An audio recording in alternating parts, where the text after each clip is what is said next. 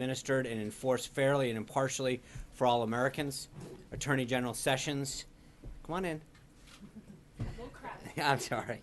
Well, it's a Trump briefing. Attorney General Sessions is a world-class legal mind and experienced prosecutor, and the President is pleased to have him finally in place as our nation's top law enforcement officer.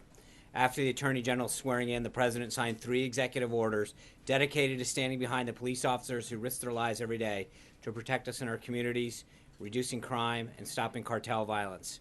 The first executive order directs the newly installed Attorney General to develop a strategy for more effectively prosecuting people who commit violence against members of law enforcement.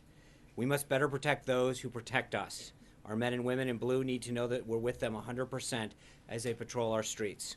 Unfortunately, this has not always been the case. Law enforcement officials have been vocal about the lack of support they received under the past administration. This lack of support demoralized many officers and in some cases led to their discouraging their engagement with local communities, only causing further harm and deterioration. It's imperative that federal, state, and local law enforcement agencies better coordinate and share information across jurisdiction to better serve and protect our communities. This order will start the important work of doing just that, instituting a holistic approach that involves the whole of government. It also directs the Department of Justice to work with other federal agencies to come up with ways to further reduce violence against law enforcement, and orders a hard look at how the Department of Justice and other agencies use their law enforcement grants. The second order establishes a task force led by the new Attorney General to reduce crime and restore public safety in communities across America. Together, the members of this task force are going to come up with specific recommendations how we can change existing federal law to better prevent crime and improve public safety, and develop stronger working relationships with our state, local partners. The President is confident this task force will develop a systematic strategy to help further protect the American people. Communities across our nation have been devastated by a surge in violent crime rates, particularly our major cities. Over the last 8 years, we've experienced declining focus on law and order. Crime reduction will clearly be a priority for this White House. The last executive order refocuses the energy and resources of the federal government to dismantle transnational criminal organizations such as drug cartels. It's important to emphasize that we cannot reduce crime in the United States without additionally addressing illegal immigration and illegal drugs. Through this executive order, the President instructs the Attorney General to form a comprehensive and decisive approach to destroying transnational crime organizations and drug cartels. These cartels represent a clear and present danger to our nation. They bring dangerous criminals, drugs, and violence to once peaceful neighborhoods, both here at home and in other parts of the world. They have fueled addiction and overdose deaths, and they can no longer be allowed to operate with impunity in our country or our hemisphere. This order pulls together the experience and resources of federal agencies to work towards emphasizing specific goals in this regard. Number 1, to upgrade our information gathering about these transnational organizations and cartels. Without accurate information about these threats and the ability and willingness to share this information, we're not going to be able to tackle this problem. It's important to note that prior to this administration, if you had called the Department of Justice to ask for these statistics, they never kept them. So knowing what we're facing is a big part of addressing the problem. Number 2, improving the speed and efficiency of removing criminal aliens, cartel members, and people who help cartels from our nation. Unlike during the last 8 years, these criminals are finally going to go home. Shift whatever resources we can to tackling these organizations and prevent them from disrupting our society any further. Now, onto the President's schedule. This morning, the President held a breakfast and listening session with key stakeholders in the airline industry. We've got a participant list if you're interested. The President thanked the attendees for the 10 million jobs and $1 trillion in annual economic income activity they contribute to our economy, and praised them for moving approximately 2 million passengers per day in spite of the outdated infrastructure and equipment that they have in terms of air traffic control and other infrastructure measures. The President asked aviation leaders what the government can do to help their industry grow and create more well-paying jobs for Americans. The leaders commended that they have never been given the opportunity to work truly alongside the President in such an open and constructive way, and they were unanimous in asking for the President to offer relief from the duplicative and burdensome regulations that are stifling job creation, which he assured them he'd do. The President also reaffirmed his commitment to forging public-private partnerships that will rebuild America's crumbling infrastructure. He pledged to work closely with the airline industry to modernize the technology system that keep our nation's airports running and to expedite the approval process for future airline infrastructure projects. It's the President's goal to make sure the United States has the most advanced airline system in the world, and this meeting was an important first step in achieving that. After the executive order signing, the President spoke with the President of Afghanistan and the Emir of Qatar. My understanding is that we should have readouts shortly on both of those calls. Just concluding, a few moments ago, the President held a Supreme Court and legislative listening session and lunch with Democrat and Republican senators. In attendance were Chairman of the Judiciary Committee, Senator Chuck Grassley of Iowa, Senator Heitkamp of North Dakota, Senator Tester of Montana, Senator Donnelly of Indiana, Senator Manchin of West Virginia, Senator Moore Capito, also of West Virginia, Senator Cornyn of Texas, Senator Alexander of Tennessee, Senator Coons of Delaware, and Senator Bennett of Colorado. The President expressed his hope that these senators and their colleagues will give Judge Gorsuch a fair consideration and vote based on his qualifications to serve on the Supreme Court. With over 100 federal judicial nominations potentially happening during this administration, it's critical for us to have an open dialogue and work towards bipartisan agreement so that our justice system returns to its important work on behalf of the American people. Later today, the President will speak with the Emir of Kuwait and the Prime Minister of Iraq. He will provide readouts, or we will provide readouts of those calls moving towards the conclusion of them. We also anticipate that the Senate will hold a vote to confirm Secretary-designate Price this evening into the early hours of Friday to be the next Secretary of Health and Human Services. The President was glad to see that the Army Corps of Engineers announced last night the final easement for the Dakota Access Pipeline. With this final federal authorization completed, the President working to reduce further unnecessary delays, this infrastructure project can finally continue to move forward. The construction of the Dakota Access Pipeline was one of the President's campaign promises and the subject of one of his first executive orders. The administration is pleased that Americans will be going to work building this pipeline and building it with American steel whenever possible. Now, looking to the upcoming schedule, tomorrow the President will welcome Prime Minister Abe of Japan. The President and the Prime Minister will hold a press conference at 1 p.m. in the East Room. They will depart Washington around 3 o'clock tomorrow afternoon for Mar-a-Lago, where the President is honored to host the Prime Minister at the Winter White House. As we recently announced just earlier today, Prime Minister Trudeau of Canada will visit the White House on Monday. The President looks forward to a constructive conversation and strengthening the deep relationship that exists between the United States and Canada. The President will also host Prime Minister Netanyahu of Israel next Wednesday. We'll have further guidance on the press availability potentials for either one of those. One last thing before I take your question. Amid surging levels of CEO confidence and in the wake of incredible job announcement made by the White House yesterday by Intel, there's also new numbers released today by the Department of Labor showing that unemployment claims are at near historic lows. The President knows better than anyone what business needs to create jobs, and the market is responding to his policy improvements. This administration will continue to roll back burdensome regulations and lower the overall tax burden on Americans so they can hire even more people and create even more innovative projects. With that, I'll take your questions. Caitlin Collins. Thank you. Hundreds of bureaucrats at the Consumer Financial Protection Bureau make more than members of Congress. 40 of them make more than Vice President Mike Pence. Does the President have plans to revamp this agency? And if so, does he feel that he should be able to fire the head of the agency at his will?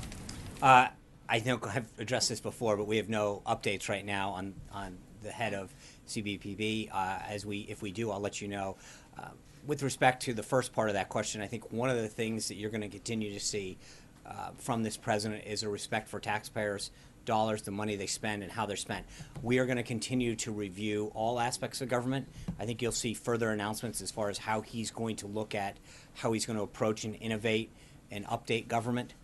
The bottom line is that we should be paying people a fair wage for their service to this country, but that we should be doing it in the most effective and efficient manner. And I think that's what the president has already shown towards his commitment towards helping reduce the cost of several programs through the government and bringing back jobs.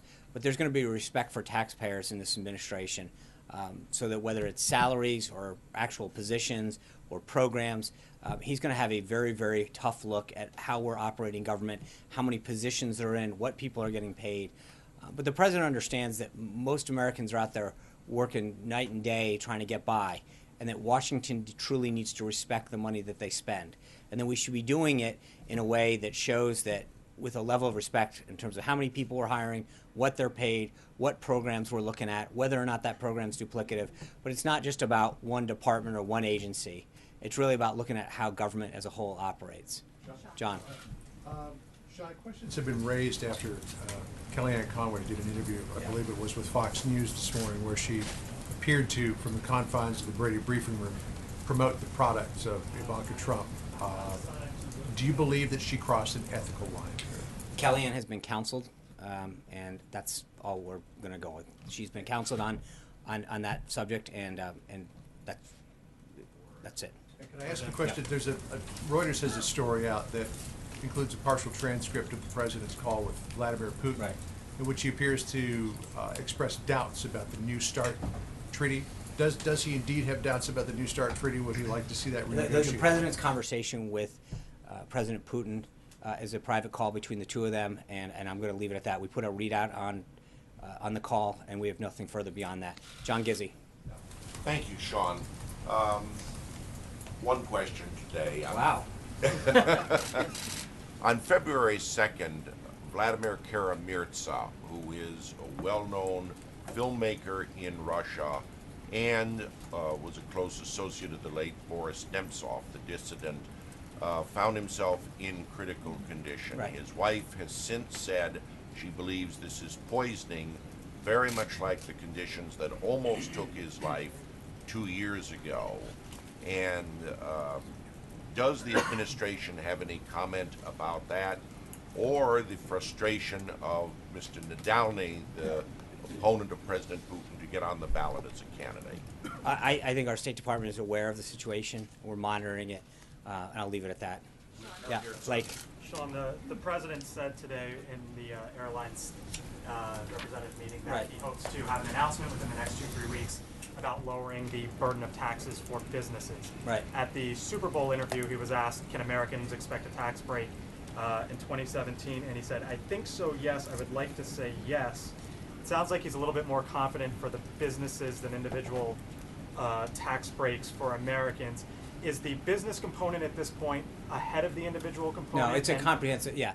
Thanks for asking. I think we're looking at, in the next few weeks, rolling out the outline of a comprehensive tax plan that we've continued to work, that we'll be working with Congress on, that will address both the business side of the tax ledger as well as the individual rates. But it's going to be a comprehensive plan, something that we haven't seen since 1986.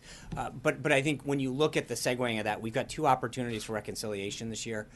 One is using the FY17 budget, which you can easily get Obamacare repeal and replaced on, and then you can use the FY18 budget to utilize the second opportunity at reconciliation to do comprehensive reform.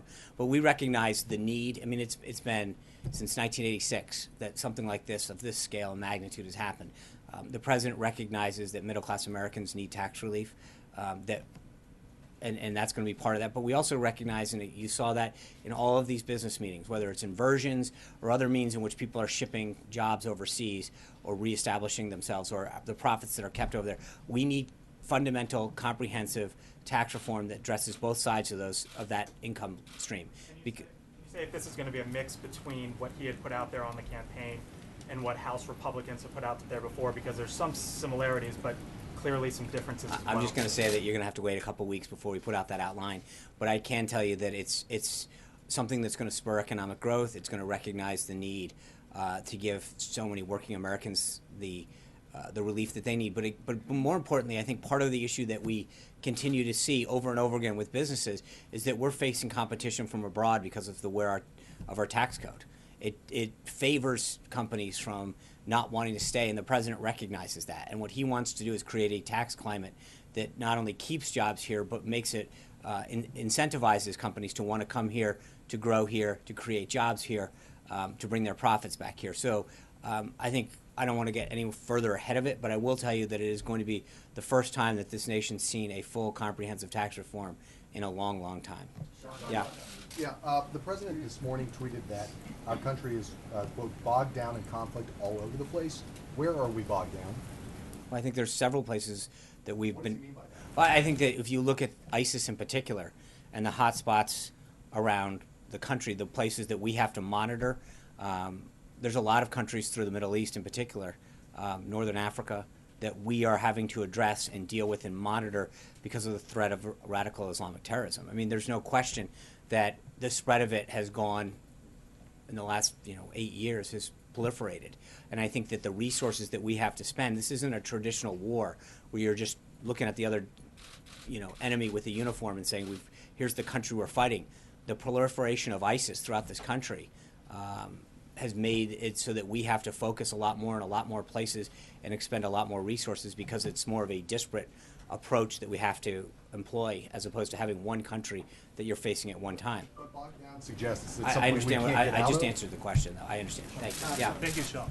Yeah. And happy Lantern Festival to you. Happy London Festival to you. Thank you. Regarding the very nice letter that President Trump sent to Yeah. President Xi Jinping last night, I'm curious about the timing. And also, later President Trump said he's looking forward to develop a constructive relationship with China. So could you elaborate the importance of this bilateral relationship to the U.S.? Thank Well, I you. think it's obviously important to us, and the president understands that. I think he's spoken fairly often about China, and he understands both the national and economic interests that we have, the desire for our companies to access the Chinese market, but also the national security interests that we have. And so he obviously wants to do what he can to have a fruitful and constructive relationship with China, and he looks forward to developing that as we go forward. Sarah? The top U.S. commander in Afghanistan said today that they could use a few thousand more troops in Afghanistan to help the coalition efforts there. Going off Mike's question, if we're trying to get out of conflicts like that, does the administration plan to send those additional forces to Afghanistan? I think the president will heed the advice of the generals and Secretary Mattis. That conversation has yet to happen, and if we have any further announcements. But I think that's right now a Department of Defense issue that you should touch base with Hallie. Sean, two questions for you. I want to get to one on immigration, but first, on the comments from Judge Gorsuch that have been reported out, Yeah. I just have a two-parter for you. Does the president still stand by his nomination? Absolutely. Given where Gorsuch stands, That was with, number one. No, this is like a part of two-part. First question. Given where, I'm not calling it anymore. given Judge Gorsuch's position on the president's attitude toward the judiciary, and given that the Yeah. president has praised Neil Gorsuch for his intellect and for his integrity, Mm-hmm. does the president have any regrets about the comments that he's made about federal judges? I think the president's comments speak for no. He has no regrets, but he's very proud of the selection he's made, and he's going to make a great associate justice of the Supreme Court. About the comments that he said, for example, about Judge I understand Robar. that, and yes, he has no regrets. Thank you. On immigration, Guadalupe Garcia de Reyes. Look Sean, when you started, April Ryan. Why are you calling me out? I didn't do anything. I know the White House, I'm sure, has been following the situation of Guadalupe Garcia de Reyes. And so I want to know, does the president believe she should have been deported? And what message does he have to others? Yeah, in her I'm going to position? refer you back to ICE on that. That's an ICE matter, and the issue is developing in Arizona right now, and I would refer you back to ICE. Margaret, Mexico right now, though. I would refer you back to ICE. In that lunch meeting, the president said that, he basically said Senator Blumenthal's comments were taken out of context, and that Judge Gorsuch's comments, right, yeah. and that his relaying of Judge Gorsuch's comments were taken out of context. However, Right. Senator Ayotte, who is working with the White House to help shepherd Judge Gorsuch through the Hill, released a statement confirming those same remarks, disheartening and demoralizing. in Right, so terms here's what was Senator- the president aware of that? Because Yeah, she was in that meeting. No, of course he's aware. This is what Senator Ayotte said. Judge Gorsuch had made it very clear in all of his discussions with senators, including Senator Blumenthal, that he could not comment on specific cases, and that judicial ethics prevent him from commenting on political matters. He has also emphasized the importance of an independent judiciary, and while he made clear that he was not referencing any specific case, he said that he finds any criticism of a judge's integrity and independence disheartening and demoralizing. So there's a big difference between commenting on the specific comments that have been made in the tweets and his general philosophy about the judiciary and his respect for his fellow judges. And I think the senator's comments were very clear about how those are two distinct issues. Right, and the judge's Right. comments, as relayed through others, were also in that context of the president's attacks on the judiciary, which is what the senator, as you just read out, was also talking about Right. there. Okay, so Was the president aware of that? Because Senator Ayotte was sitting right across from him when he said that those comments weren't accurately no, reported or conveyed. the way that Senator Blumenthal characterized them, he was talking about the tweets and saying that he was disheartened. That's not what the judge said. He was making two very complete, distinct arguments about how he views the comments, that he should not be commenting on a political matter or on specific things. But as a whole, he doesn't like attacks in general on the judiciary. It was a very distinct argument that he was making. And I think that that's where I think we've got to be clear, and that's what Senator Ayotte was saying this morning. Very, very different. Cecilia. Are you take that on board? I mean, Does he what? Is he taking that on board? I mean, you just said he doesn't regret his past attacks on the judiciary.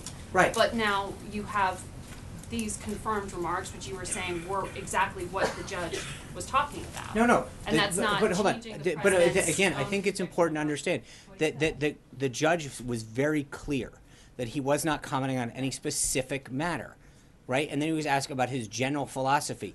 So you can't then take that, equate it back to the specific. He literally went out of his way to say, I'm not commenting on a specific instance. So to take what he said about a generalization and apply it to a specific is exactly what he was intending not to do. But in other words, the president will continue to speak like this. Of course he will. The president's going to speak his mind. It goes back to Thomas Jefferson, that presidents have commented on judicial nominees. I mean, the idea of one branch talking about or commenting on another branch is as old as our republic. So I don't know why. And I find it interesting when President Obama criticized the Supreme Court for its Citizens United comments in the State of the Union. There wasn't a similar concern about that. And there's the idea that this is a so-called judge portion. I get it. I mean, personal look, attack. but at some point, it seems like there is clearly a double standard when it's how this is applied. When President Obama did it, there was no concern from this briefing room. When he does it, it's a ton of outrage. So I just, with all due respect, I think the president's made very clear that he was concerned about how that executive order in particular, which is what we're talking about, was applied. And I think we've addressed it from this briefing room over and over and over again, that the U.S. Code gives the president very clear authority to make this happen. Cecilia. But I want to make sure I understand what you're saying. Are you saying that demoralizing and disheartening was not specifically about the president's comments and what he said? And if so, how does the president know that? I think that, no, I think the judge literally made it very clear in his comments. I understand that. Senator Ayotte, who was there, made it very clear that he was commenting in general about attacks on the judiciary. That was it, plain and simple. I understand that, Cecilia. I can tell you with Senator Ayotte, who has been with him on every single thing, was very clear about that. There's no, so I understand that, and that is, she has made it very clear over and over again. Yeah. Sean, You're stealing the question. Yeah, Sean, your answer about the context Yeah. doesn't make sense when you think about what Senator Ben Sasse said today and this morning on TV. He said that he asked Judge Gorsuch specifically about the president's so-called judge tweet, and in response, Phil, this is like the fourth judge- time I've asked an answer. No, but Like, this is a different context, Sean. I understand that, Phil. I've asked It's directly about the I president. understand that, and I've said exactly what Senator Ayotte said about it. I don't know how many times you can ask. It Yeah, was only about I understand it. Thank you. Yeah. Sean, I'm going to continue on this line despite what's happening there. Why isn't the White House, why isn't the president concerned about the influence or the appearance of the influence on the independent judiciary? Why isn't he? He is free to speak his mind. Where has this outrage been for the last 100 years? There has Not been. the Obama administration or any previous administration. I'm talking about this president. I understand, and the this president White has. House. The part of the reason the president got elected is because he speaks his mind. He doesn't hold it back. He's authentic, and he's not going to sit back. I think when he feels very passionately about something as much as the executive order, he was doing it to make sure Americans were safe. The order, the U.S. Code, is crystal clear on this. I think I've read it for like 3 days in a row. And it can't be any clearer how much authority it gives the president to do what he can to keep it safe. He's concerned that he's doing what he can to keep this country safe, and there's been a lot of activity to stand in the way. So I'm not sure how many more times I can read the code to you, but 8 U.S. Code 1182. Talking about it is not how the judicial process works. Thank you. You've asked the question now 8 times. One more, I'd like to ask you, about a different set of comments that have been made. I understand. Thank you. Go ahead. Go ahead. Comments that have been made, Sean, also from Kellyanne Conway earlier this week. Let him go. Earlier from this week, you said this is in context of the Nordstrom, and not about what she was counseled about, Yeah. but about something she said to CNN earlier this week. is that the president doesn't comment on everything. And so I want to contrast the president's repeated statements about Nordstrom with the lack of comments about some other things, including, for example, the attack on Quebec Mosque and other similar environments. Why is the president, when he chooses to... Do you know, hold on, before, because you just brought that up, I literally stand at this podium and opened a briefing a couple days ago about the president expressing his condolences. I literally opened the briefing about it. So for you to sit there and say... I know. So why are you asking why he didn't do it when I literally stood here and did it? Statement. I don't understand what you're asking. Kellyanne's comment were about that the president doesn't have time to tweet about everything. Right. He's tweeting about this. Right. He's not tweeting about something else. I came out here and actually spoke about it and said the president spoke. The president's time. What are you? You're equating me addressing the nation here in a tweet? I mean, that's the silliest thing I've ever heard. Okay, I'm done. This is silly. Okay, next. Okay, okay. Thank you. You've asked your question. Thank you. Does that not diminish the language that you're using? Go ahead. Thank you, Tom. One of the criticisms leveled at President Trump's predecessor, President Obama, by Republicans was his excessive use of executive orders. The president signed 3 more executive orders today. Why isn't that criticism applicable to President Trump in the same manner? I think when you look at the context of what what those executive orders did, and there's things that are within the bounds of trying to protect this country and ordering police officers. There's nothing that I think even Democrats would complain, with the exception of the one that we've had conversations on. Most of them have been widely praised by both parties. To keep this country safe, to get jobs creation back. Most of them have been widely applauded. I think the difference with what President Obama did was stretch the executive order to take actions that had largely been within the realm of Congress, and to do things that didn't allow for prior input. The stuff that the president is doing is almost entirely highly applauded by both sides of the aisle and won tremendous praise. There's a big difference in the context in which those two administrations operated. Criticisms, in addition to that, was that President Obama, in using those EOs, was governing by executive fiat. He wasn't working with Congress. Does the president plan to use Congress in a legislative manner? Absolutely, and I just mentioned both tax reform and repealing and replacing Obamacare, immigration. There's so many areas where the president's, he literally we held up this briefing a little so that 8 United States senators could walk out and talk about, and again, that meeting, while it was focused on the judiciary, they talked about infrastructure, they talked about other priorities that they have. He has shown a commitment to work across the aisle, to bring folks in, to listen, to hear their thoughts, to get ideas on a legislative agenda that they can move together with. So I think there's a big difference between the last administration that sort of shunned Congress's role and this administration, where the president is actively seeking their input and ideas and helping them craft an agenda to move the country forward. Alexis. Can I follow up on the tax Sure. question?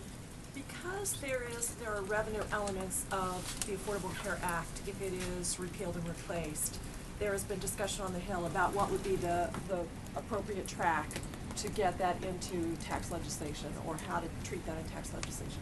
If the president is interested in unveiling a tax package that is as comprehensive as you just described, would the revenue elements of the Affordable Care Act be on a separate track, or is he talking about folding them into one reconciliation package? So right now, as I mentioned at the outset, I think we're primarily looking at 2 reconciliation tracks.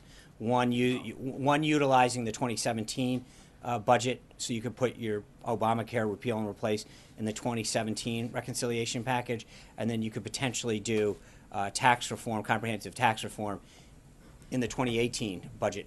But I also want to say, I mean, just so we're clear, these aren't prescriptive. I think we continue to work towards Congress on a range of options and ideas to accomplish both of those and other goals. Those seem primarily the 2 most opportune ways to get this thing done, but I wouldn't want to rule in or anything out. I think both Speaker Ryan and Leader McConnell are going to weigh in on what best vehicles can be utilized to make this thing happen. So I don't want to be prescriptive. Ben. John, you talked about the president's tax reform plan in coming weeks. Is that something he's talked about with leaders in both houses of Congress, and are they prepared for this? Absolutely. I mean, as I mentioned, he has met with, just wrapped up a meeting with Republicans and Democratic senators, but this is something that the Legislative Affairs team, as well as the President himself, has engaged with members of Congress to talk about this both privately and in bigger groups. But there's a very large conversation going on to achieve bipartisan support for a package of this nature. Jonathan. Does the President believe it's possible to balance the budget without major entitlement reform? And if so, how specifically? I think one of the things that the President has looked at is not just the cutting side, but the revenue stream. In one area in particular, natural resources, regulation and tax reform, how we can grow the economy and bring in additional revenues to the government on the revenue side. So there is a balance to how the President's looking at bringing down the deficit. And I think before we'll have a budget out, in a few weeks. I think that will answer a lot. But when it comes to deficit reduction, which is something that he is very interested in, that is not a one side of the ledger option. A lot of what he is trying to talk about in these meetings and with business executives is how we can expand the economy, and that expanded economy, that job creation, those explorations of natural resources and additional new jobs also bring additional tax revenue in. So there's a way to do this. If we start bringing businesses back, creating more things, creating more jobs, that creates a revenue stream that has a significant impact on the deficit, on being able to drive down the deficit and balancing the budget. So I think it's not something that I want to get into too much detail now, but I will tell you that I think the President has been very, very keen on trying to make sure that we look at the revenue side as much as we're looking at the spending side.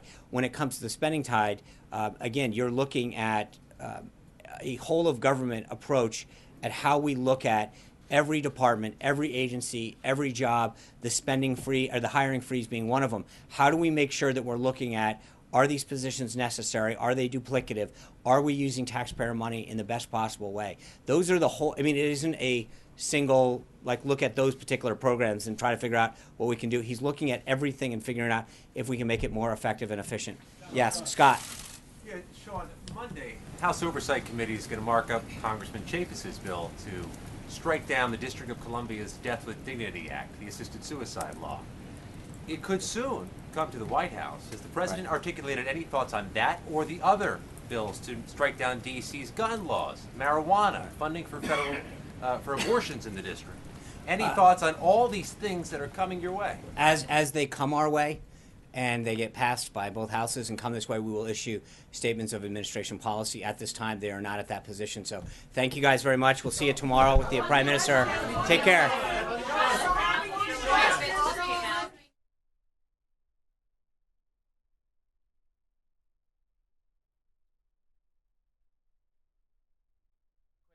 Mar-a-Lago, someone asked about it yesterday, so quick follow-up. The President has offered, as a gift to the Prime Minister, he will be his guest at Mar-a-Lago.